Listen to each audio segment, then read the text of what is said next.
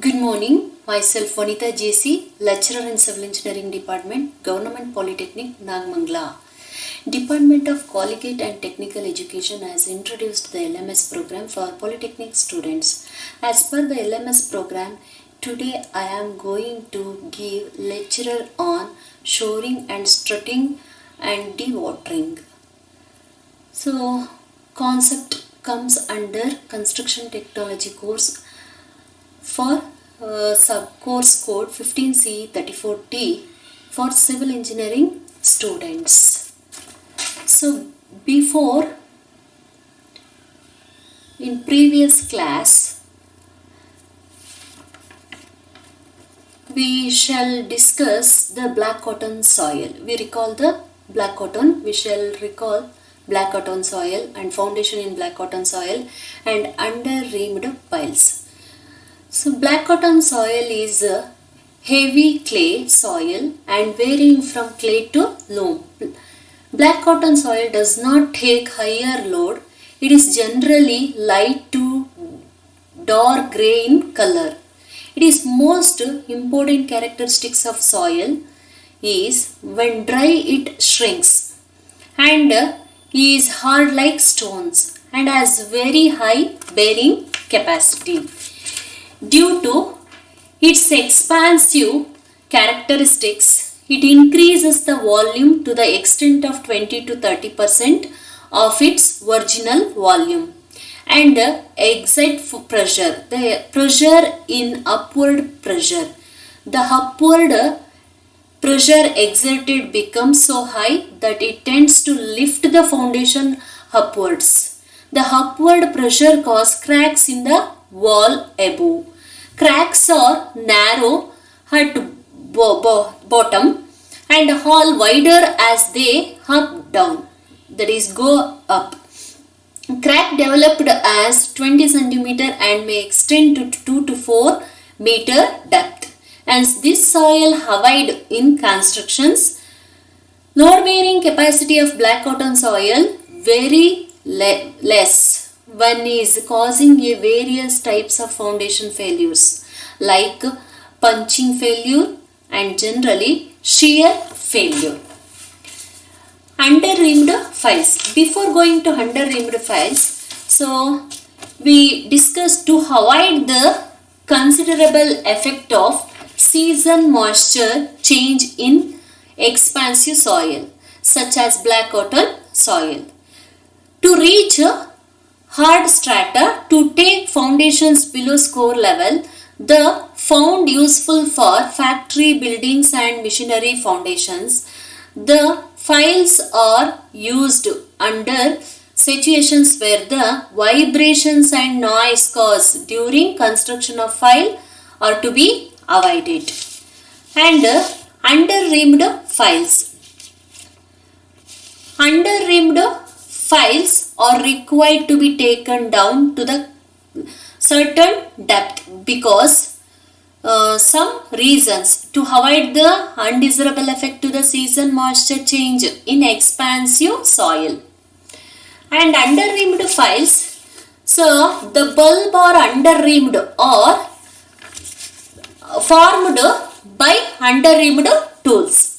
Diameter of the file is 20 to 50 centimeters and bulb diameter is 2 to 3 times the diameter of file. Length of the file is 3 to 8 meter and spacing between the files are 2 to 4 meter. The load carrying capacity can increased by more bulb at the base. The vertical spacing between two bulbs vary from 1.25 to 1.5 times the diameter of the bulb. And advantages of 1.5 the nature of soil. The provision of bulb as to advantage of increase the bearing and uplift capacities. These bulbs used as anchor piles because they resist uplift pressure of soil. And the main advantages of this file to to increase the vertical settlement, and also different settlement. It is used when soil tends to swell and shrink due to the moisture variations and expansive nature of soil. Provision of bulb has advantages of increasing the bearing and uplift capacities. These files used as hanger files because they resist uplift pressures of soil. Disadvantages of under-rimmed files. Under-rimmed files are not suitable for waterlogged soils as they take load by friction. These files need strict quality control and regular supervision during the constructions. Most of the time, under-rimmed files are driven manually with hand operation machines. So these are the black cotton soils and foundation in black cotton soil and under-rimmed files. Okay, so next today topic is shoring. Shoring and strutting. Shoring, it is the construction of temporary structures to support temporarily unsaved structures. So uses of shoring: when a wall shows a sign of bulging out due to the bad workmanship. So when a wall cracks due to unequal settlement of foundations and walls usually need repairing. So when an adjacent structure is to be dismantled when operating or to be made or a normal wall, and situations may justify the application of shoring to give support to the wall that are dangerous and are likely to become unstable because of subsidence bulging. To avoid the failure of sound walls covered by the removal of underlying supports, such as where a basement is being constructions near sound walls.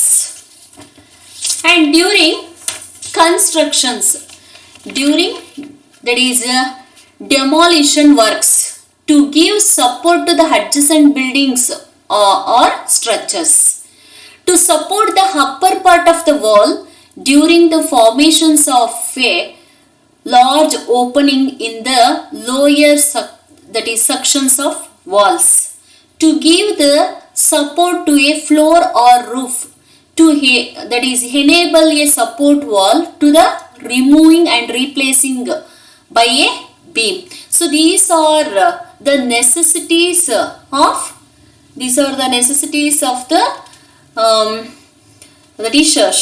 shoring.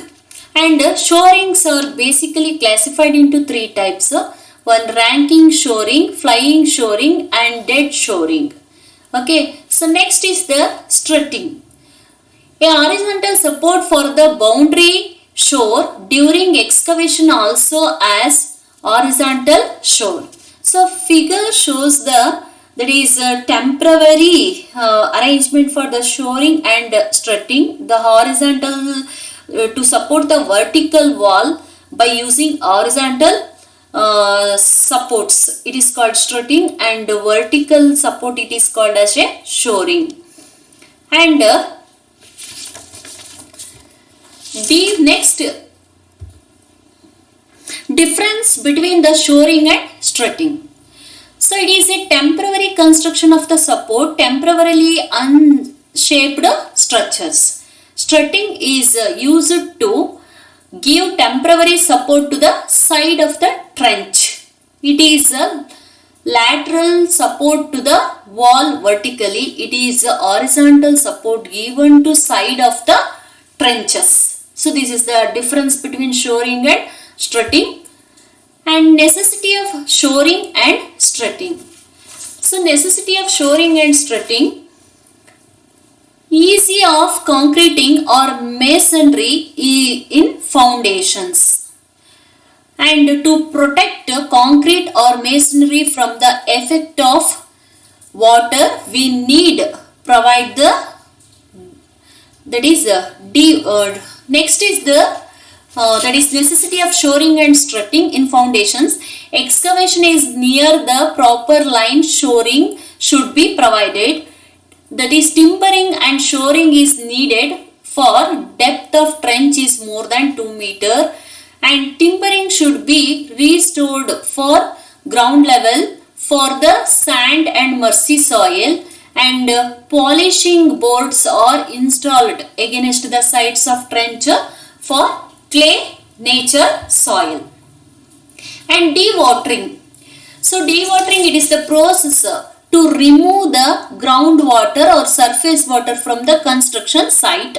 So this is called as a dewatering. So dewatering means the separation of water from soil, taking the water out of the particular construction problem completely. And next is the and to done the dewatering will be done either pumping or evaporations. Dewatering done prior to excavation for footings. And necessities of dewatering. So next, necessities of dewatering. So dewatering is in case of concreting or masonry in foundation, dewatering is also necessary. And to protect the concrete or masonry from the effect of water, we need dewatering. To prevent the soil erosion around the base, so we provide dewatering. And in situations, dewatering will be required, that is deep excavations. So that is deep excavation and construction of waterlogged area and ducts and file foundations. So in that situations, the dewatering will be situated, it is required. And next is the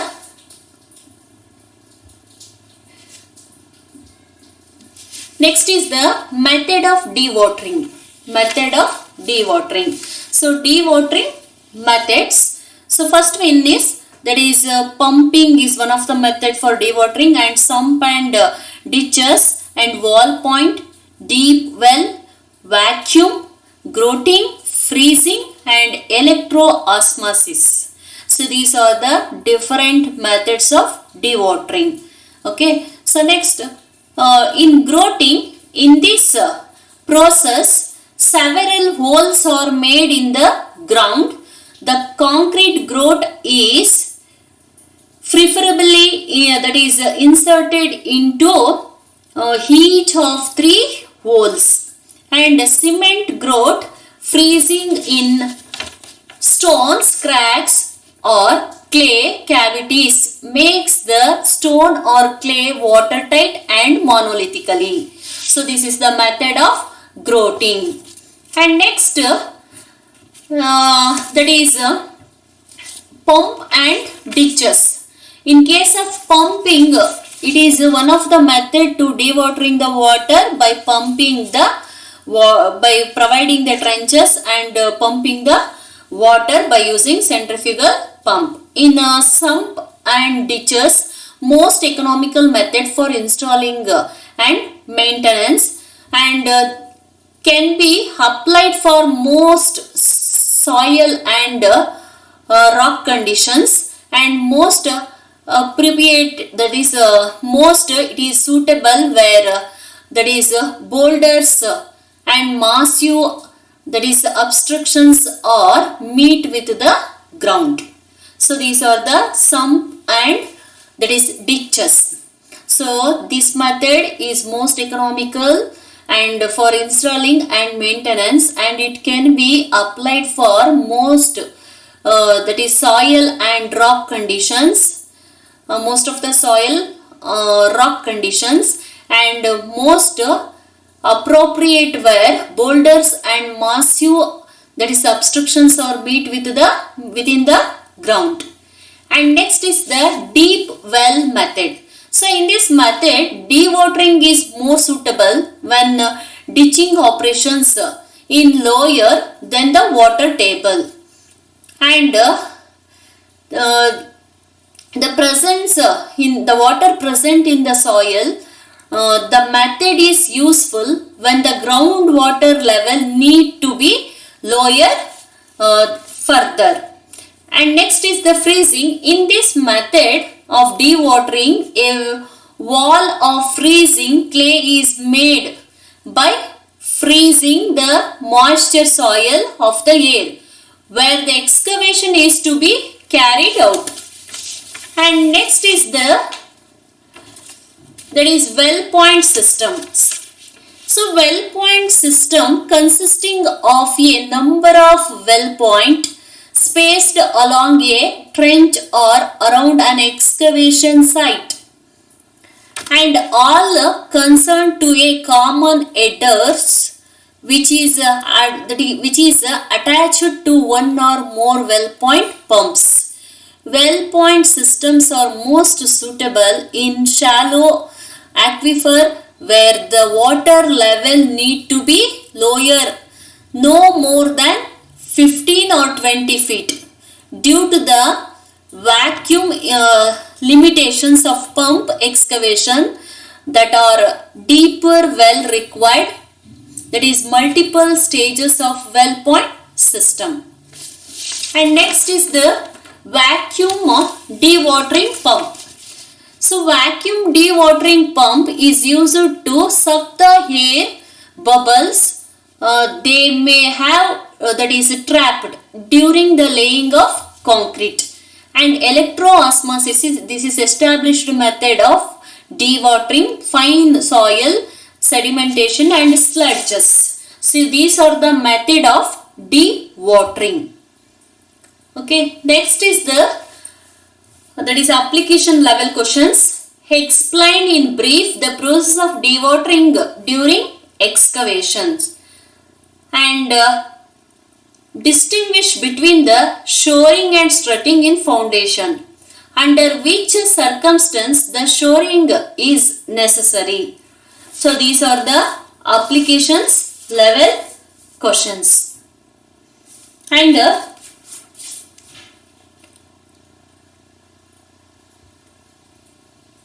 so activities for the student to prepare a molds of shoring and strutting in any construction site. To prepare molds of shoring and strutting at the construction site and report it. Thank you.